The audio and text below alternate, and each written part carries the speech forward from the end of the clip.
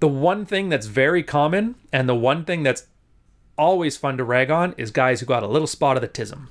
The following program contains scenes of Little spot of the tism. and coarse language. Viewer discretion is advised.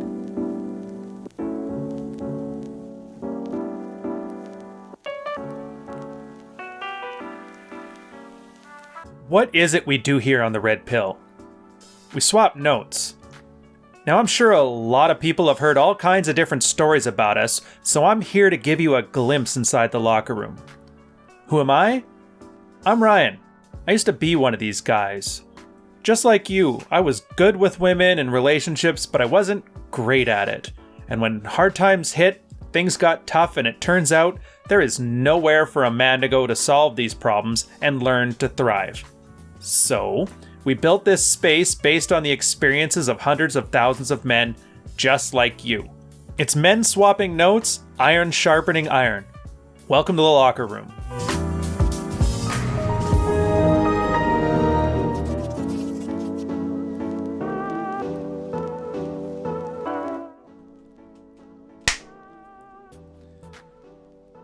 We've been around for 3 to 4 years, posted a lot, but mostly in the Red Pill.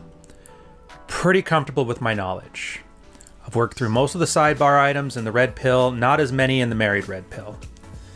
So something that's escaped me all this time is what place does anger, as well as the timing on showing it, have in a TRP, MRP, alpha man's life. Of course, we don't want to get butthurt over little things. Of course, fitness tests need to be passed with an attitude of not caring. Early on, reading Rational Male, I got the impression that a man should never show anger. Getting into the 48 laws of power, getting emotional causes you to lose power. Considering Stoicism and Marcus Aurelius, there's a lot of reasons not to be, or at least never show anger. But through reading, experience, conversations with men and women, even my own experience with people that I look up to, it seems that there's definitely a place for anger, albeit minimal. Women often communicate with their lizard brains. They're turned on by an angry man, but obviously out of control, dangerous, or weak. Angry about little things, aka butthurt. Anger in a man is not attractive. I've even seen or read about women getting turned on by a man yelling angrily at them, probably for a type of disobedience when she knows that she was wrong and she knows what she's trying to protect. Similar to the way a dad might yell at a child for doing something dangerous. Not in a state of disliking them, but rather in a state of hating their choices, which could have been brought harm to someone he loves dearly. I guess that at least sort of righteous anger is directed at something that is attacking a woman or her children can be a positive experience for her, as long as it's few and far between and controlled. Although my mind also goes to the confident, albeit silent alpha that knows he can destroy the little dweeb that grazed his woman's butt in a club but doesn't need to get angry or make threats. I haven't run across anything or anyone that describes that acceptable nuance here and really drawn the line. So are there any books, articles, or posts that I've missed? Can someone give me some advanced thoughts? Anybody found the answer to this question? A couple terms before we get started. Red pill aware is a term I use for guys that do exactly this. So in the beginning of his little field report, he puts that he's been reading the Red Pill for the last 3 to 4 years, but he doesn't mention anything about his experiences. I mean, he's posting in a married Red Pill. Is he even married? Is he even in a relationship? No. A lot of guys do this. They read things, they watch the Rule Zero podcast, they watch Red Morning with myself and Carl, and then they assume that they're red pilled. But they say red pill aware. Now that means nothing. All that means is you know it's a thing and you know it exists. But it doesn't really matter if you know it exists, because the point is, are you applying things in your own self-interest in your own life? Are you being more attractive and less unattractive? And in the case for guys who say how much they've been around and maybe contributed a few posts or comments, the one thing you can take from that is that they haven't done jack. If they had, they'd lead with it.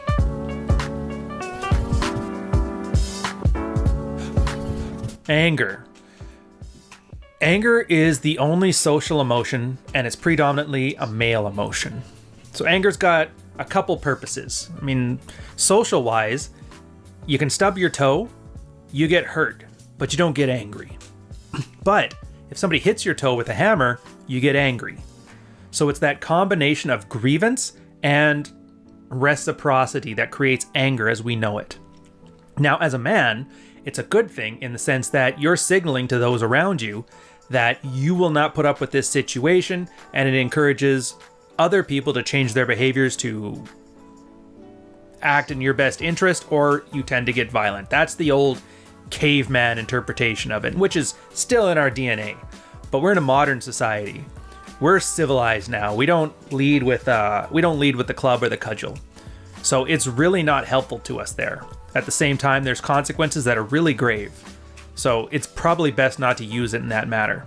But just be aware when you do have anger, it usually involves both of those criteria, and so you can address it in a more thoughtful way, which leads to the next point. LARPing is damned tragic. A lot of guys here do it, and field reports like this, which aren't really field reports, but mentally masturbatory, is what you end up getting. So this guy has no experience with anger. He's never tried anything. He's never practiced anything.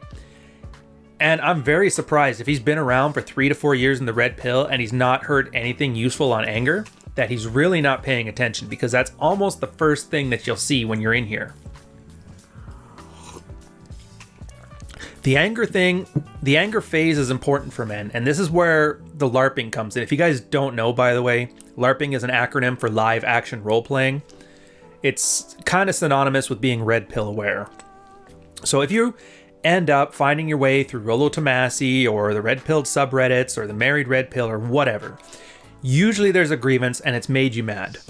Now that anger manifests as frustration, all kinds of different ways. Sometimes something more vicious, sometimes not.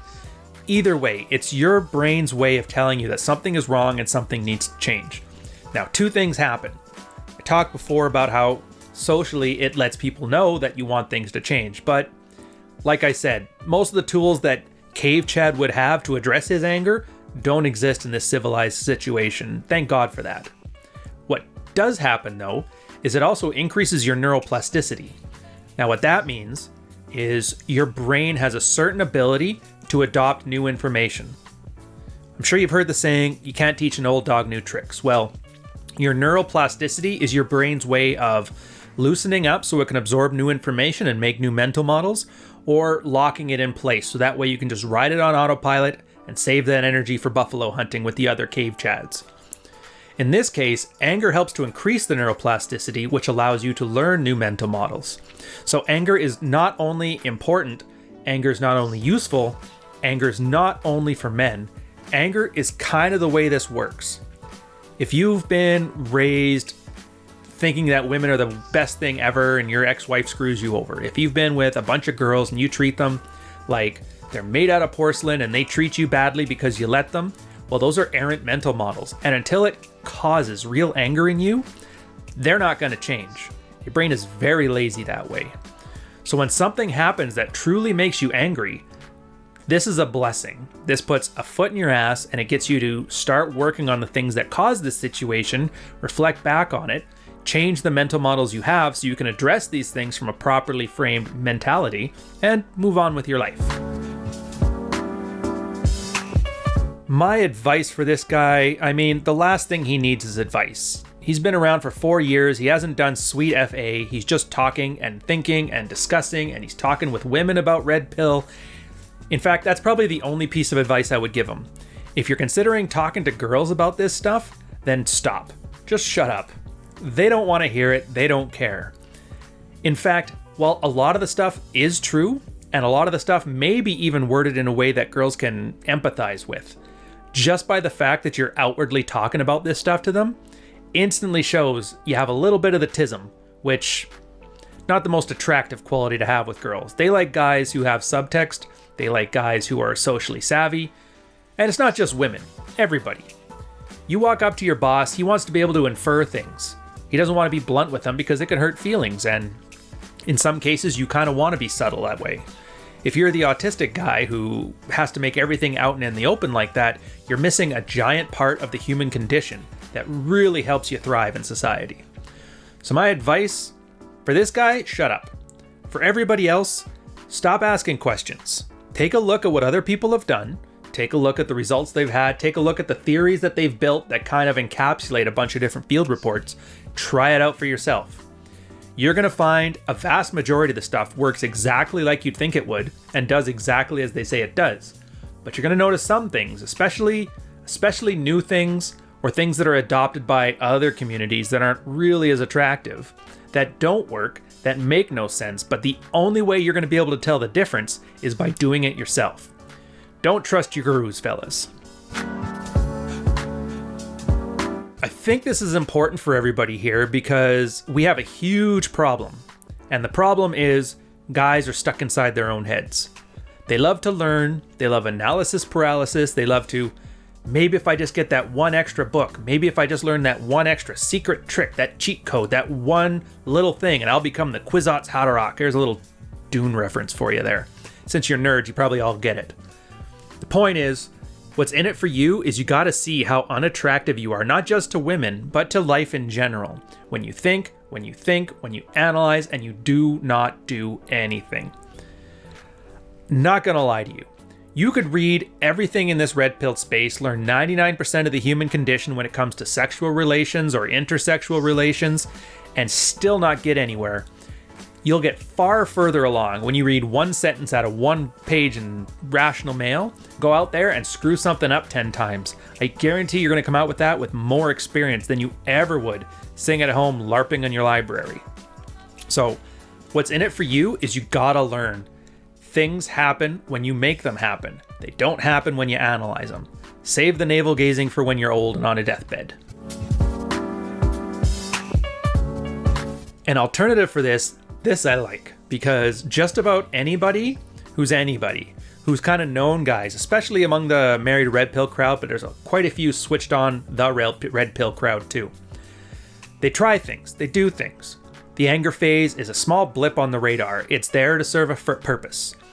They have their anger, they adjust their mental models, they cull from their life that which they need to cut out, they do the things in their life to get where they want to be, they achieve some success, and then they move on to new problems. And that's the roadmap for it. Because anger is good as an initial motivator. It's not good as a long-term solution. Anger puts that foot in your ass, and your foot in your ass gets you to the gym. Foot in the ass gets you to stop listening to your wife nag you all day when you got something better to do.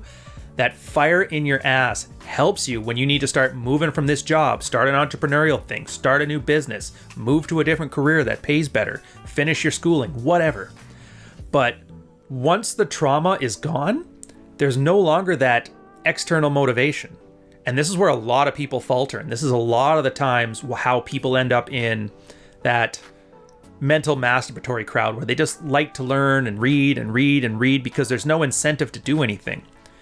Well, now that anger is not helping you, you need internal motivation. And this is where building your map early on, while you're still angry, is so important, because that's what's going to give you the drive and the discipline to move forward after the anger. Then again, the alternative could be you're sitting on a forum saying, I've been red pilled for 5 years. What's the anger phase, fellas? And get a little bit of joking, because the one thing that's very common and the one thing that's always fun to rag on is guys who got a little spot of the tism. So with that, I'll leave you there. These are red pill relationships. Again, huge shout out, 250 strong in the Patreon community, where we talk about stuff like this without a filter. Come on in, check it out. I don't charge till the beginning of the month, so that gives you 3 weeks of free one-on-one podcasts, group consults, forum access, everything you could want to learn as much as you can. And it's great because people are in there, they're doing things, they're reporting results, and everybody's building each other up. So come check it out. If you're joining near the early part of the month, you'll get a couple weeks where I convince you that it's worth staying, and most of the time people do. So on that note, I'll catch you on the next one. Cheers. Charles Bukowski, Women, a Novel. Jordan Peterson, 12 Rules for Life. Neil Strauss, The Game. I liked this book. Make sure to add some salt to this dish before putting it into the oven. Optionally, you add ingredients that work for your life.